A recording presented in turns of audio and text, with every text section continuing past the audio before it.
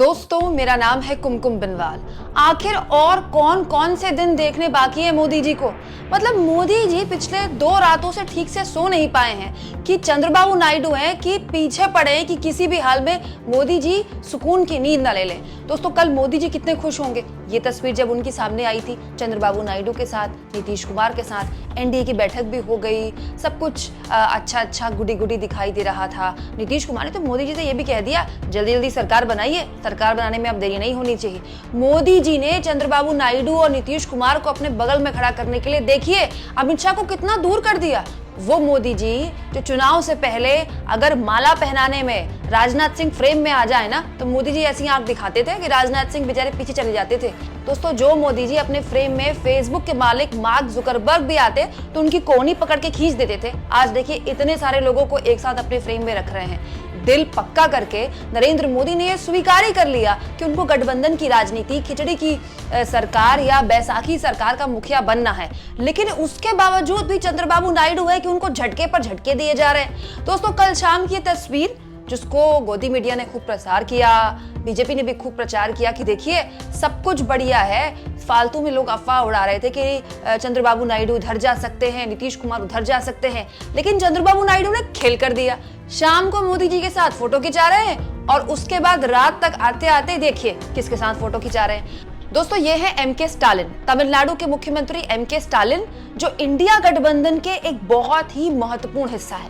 इतने महत्वपूर्ण हिस्सा है कि एमके स्टालिन जिस वक्त बुके दे रहे थे चंद्रबाबू नायडू को, उसके कुछ घंटे पहले राहुल गांधी के बगल में कुछ इस तरह से बैठे हुए थे। मतलब इंडिया गठबंधन का एक अभिन्न हिस्सा एमके स्टालिन, जो राहुल गांधी को अपना ब्रदर कहते हैं, भाई कहते हैं, वो किसके साथ फोटो खिंचवा रहे थे? चंद्रबाबू नायडू के साथ। अब आप कहेंगे कुमकुम, ये तो कोई बात थोड़ी हुई, एक दूसरे को शिष्टाचार मुलाकात तो हर कोई करता है। बात भी ठीक है। चंद्रबाबू नायडू ने जिस तरह से आंध्र प्रदेश की राजनीति में इतनी जबरदस्त वापसी की है, एमके स्टालिन उनके पुराने जानकार हैं, पुराने दोस्त हैं, तो एयरपोर्ट में अगर उनको बुके देकर एक शिष्टाचार मुलाकात कर रहे हैं तो उसमें क्या दिक्कत है? कोई दिक्कत नहीं है। लेकिन मैं ये जानना चाहती हूँ कि ये शिष्टाचार मुलाकात मीडिया के कैमरों के बिना, सार्वजनिक स्थानों के बिना नहीं होती क्या? मतलब आप सोचिए, एमके स्टालिन और चंद्रबाबू नायडू तो कहीं भी मिल सकते थे, कहीं भी मिल सकते थे, कभी भी मिल सकते थे, 1-2 दिन बाद भी मिल सकते थे, लेकिन दिन कौन सा चुना? कल का। कब? जब प्रधानमंत्री मोदी के साथ चंद्रबाबू नायडू बस खड़े ही थे और एमके स्टालिन उनके साथ कुछ इस तरह से कुछ ही घंटे बाद फोटो खिंचाते नजर आए।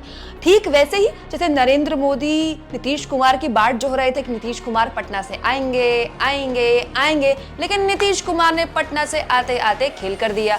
तेजस्वी यादव के साथ ही फ्लाइट में आए। आप सोचिए, पटना से दिल्ली तो बथेरी फ्लाइट्स आती हैं, लेकिन नीतीश कुमार ने वही फ्लाइट चुनी जिसमें तेजस्वी यादव आ रहे थे। और तो और तेजस्वी यादव पीछे बैठे हुए थे तो उनको आगे बुला लिया।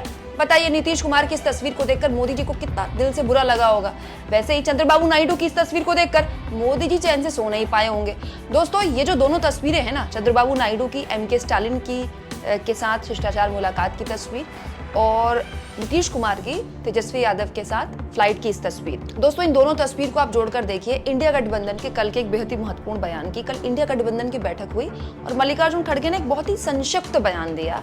उन्होंने कहा, राष्ट्रपति जब सबसे बड़ी पार्टी को दावा पेश करने के लिए आमंत्रित करेंगे, उसके बाद इंडिया ब्लॉक सिचुएशन पर निगाह रखेगा और इसे एक्सेस करेगा। इंडिया गठबंधन को बात अभी पता है कि उनके पास नंबर नहीं है, नंबर से ही सरकार बनती है, लेकिन इंडिया गठबंधन अभी शांत बैठा हुआ है। इंडिया गठबंधन हालात पर नजर रख रहा है। एक मजबूत विपक्ष की तरह सरकार पर नकेल कसने का भी काम इंडिया गठबंधन करेगा। लेकिन बड़ा सवाल यह है कि जब विपक्ष घात लगाए बैठा हो, आपके सहयोगियों पर नजर गड़ाए बैठा हो, कुछ इस तरह से जो आपके साथ फोटो खिंचा रहे थे शाम तक, रात को आते आते विपक्ष के इतने अभिन्न हिस्सा एमके स्टालिन के साथ शिष्टाचार मुलाकात कर रहे हो, तो बताइए इस सरकार पर भरोसा कैसा किया जाए? दोस्तों, वो भी तब जब चंद्रबाबू नायडू को लिए कहा जाता है कि चंद्रबाबू नायडू की जो मांगे हैं ना, वो कभी खत्म नहीं होते। चंद्रबाबू नायडू एनडीए का हिस्सा रहे हैं इससे पहले भी वाजपेयी सरकार के दौरान, और वाजपेयी सरकार के दौरान के जितने भी पत्रकार हैं आप उनसे पूछ लीजिए, वो आपको बताएं कि Chandrababu Naidu is a very hard bargainer. मतलब इतना बार्गेन करते हैं कि मोदी जी उनकी मांगे मानते मानते थक जाएंगे, लेकिन चंद्रबाबू नायडू की मांग कभी खत्म नहीं होती। और चंद्रबाबू नायडू की मांगों की लिस्ट इतनी लंबी है कि मोदी जी को, अमित शाह जी को भी अपने कैबिनेट से बाहर करना पड़ सकता है। और इसकी एक बान की इस तस्वीर में दिख गई, जो अमित शाह जी मोदी जी के हमेशा बगल में खड़े होते थे। देखिए एनडीए की जब बैठक हुई तो मोदी जी ने अमित शाह जी को कितना दूर कर दिया। अब करना ही था, सत्ता के करीब जाना है, प्रधानमंत्री की कुर्सी के पास जाना है, तो अमित शाह को तो दूर करना पड़ेगा। लेकिन कुछ शर्तें हैं जो चंद्रबाबू नायडू ने रखी हैं, इसके अलावा नीतीश कुमार ने रखी हैं। नीतीश कुमार चाहते हैं, चंद्रबाबू नायडू चाहते हैं कि लोकसभा अध्यक्ष का जो पद है, लोकसभा अध्यक्ष की जो कुर्सी है, वो गठबंधन के साथियों के पास रहे। चंद्रबाबू नायडू ने इसके लिए दावा ठोक दिया है और इसमें जो समर्थन है, जानते हैं उनको किसका मिल रहा है? नीतीश कुमार का। नीतीश कुमार नायडू के पीछे खड़े हैं कि हाँ आप मांग कीजिए लोकसभा अध्यक्ष की कुर्सी की। अब लोकसभा अध्यक्ष की कुर्सी अगर चंद्रबाबू नायडू को मिल गई, जो कि मिल सकती है, वो बहुत हार्ड बार्गेनर है, वो मानते नहीं है जब तक उनकी मांगे नहीं मानी जाती है, तो लोकसभा के अंदर कार्यवाही सरकार के हिसाब से तो चलेगी नहीं। दोस्तों इसके अलावा वित्त, रक्षा और गृह विभाग जैसे महत्वपूर्ण विभागों में भी अच्छी खासी बार्गेनिंग चल रही है। अब आप सोचिए, अमित शाह ने गृहमंत्री का पद संभाला पिछले 5 साल। गृहमंत्री एक बहुत ही महत्वपूर्ण पद होता है, अब उसके नीचे तो उनका डिमोशन हो नहीं सकता। तो अमित शाह को क्या वाकई में चंद्रबाबू नायडू अपनी कैबिनेट में रखना चाहते हैं? क्योंकि चंद्रबाबू नायडू के साथ भी इस पिछले 10 सालों में ईडी खूब हुआ है, उनके साथ भी हुआ है। तो वो तो बात सही है कि राजनीति में सब एक हो जाते हैं। मोदी जी को एक दौर में मोदी जी को चंद्रबाबू नायडू ने आतंकवादी तक कह दिया था, और मोदी जी ने चंद्रबाबू नायडू को साल 2020 के आसपास कह दिया था कि ये वो चंद्रबाबू नायडू हैं जो अपने ससुर की पीठ में झुर्रा फूंकते हैं। हाँ, बहुत पुरानी बात नहीं, अभी कुछ साल पुरानी बात है। लेकिन अब कुर्सी का खेल ऐसा है कि तुम कुछ बोलो, हम कुछ बोलें, सारी बातें खत्म हो जाती हैं। लेकिन अब जो स्थितियां हैं चंद्रबाबू नायडू और नीतीश कुमार के हाथ में हैं। ऐसे में अगर अमित शाह को कैबिनेट से बाहर किया जाता है तो मोदी जी को तमाम न केवल मांगे माननी पड़ेंगी चंद्रबाबू नायडू की, बल्कि नीतीश कुमार की भी माननी पड़ेंगी। अब बड़ा सवाल यह है दोस्तों कि अभी तो दिल्ली में सेल चल रही है, मतलब आपको जो कैबिनेट चाहिए मिल जाएगा, आपको जो पद चाहिए मिल जाएगा। क्यों? क्योंकि सरकार किसी भी हाल में बन जाए, प्राथमिकता मोदी जी की ये है। आप सोचिए, बीजेपी संसदीय दल की बैठक नहीं हुई है अभी तक। बीजेपी संसदीय दल की बैठक होती है, उसमें सबसे पहले संसदीय दल अपना नेता चुनता है, उसके बाद एनडीए की बैठक होती है। लेकिन उससे पहले ही एनडीए की बैठक करवा ली गई।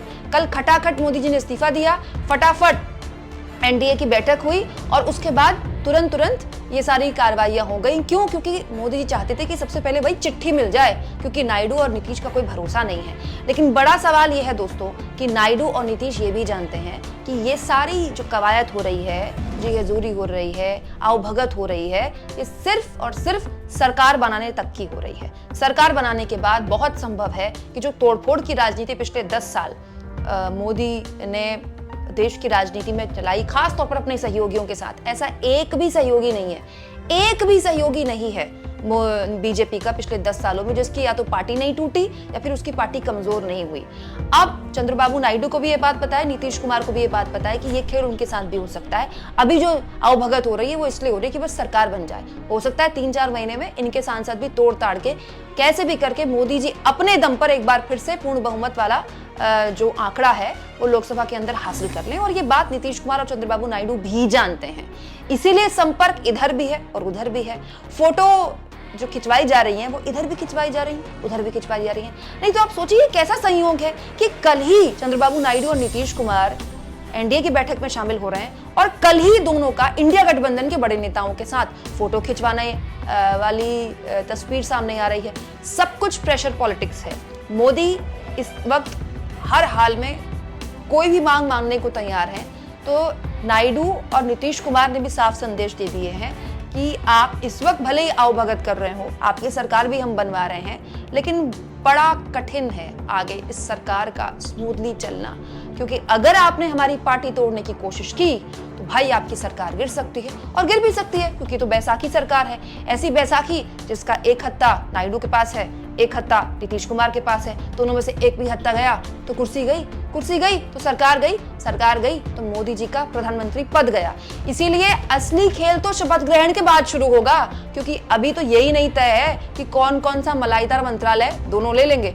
और अगर मलाईदार मंत्रालय दोनों ले लेंगे तो फिर मोदी जी करेंगे क्या कैबिनेट में? दोस्तों, आप इस मुद्दे पर क्या सोचते हैं? जिस तरह से एनडीए की बैठक से पहले न केवल नीतीश कुमार बल्कि चंद्रबाबू नायडू ने भी इंडिया गठबंधन के नेताओं के साथ फोटो खिंचाकर मोदी जी को एक साफ मैसेज दे दिया है। कमेंट बॉक्स में जरूर लिखें और जितना हो सके चैनल को शेयर करें, सब्सक्राइब करें और थैंक्स और ज्वाइन के ऑप्शन से अगर आप चाहें तो कुछ आर्थिक मदद भी चैनल की जरूर करें।